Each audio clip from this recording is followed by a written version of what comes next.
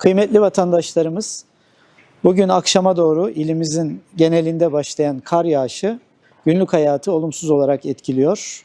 Bu vesileyle ben de bütün vatandaşlarımıza seslenmek istiyorum. Kar yağışının bu gece ve yarın da devam ederek yarın akşam saatlerine kadar sürmesini bekliyoruz.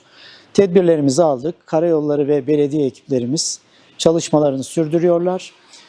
Yarın itibariyle bir gün süreyle İlimizdeki özel öğretim kursları, özel eğitim ve rehabilitasyon merkezleri, kreş ve gündüz bakım evlerinin eğitim ve çalışmalarına bir gün süre ara vermiş olacağız. Ve burada özellikle ulaşıma dikkat çekmek istiyorum. Ulaşımda yollardaki kar tutması, buzlanma ve don sebebiyle trafik aksayabilir.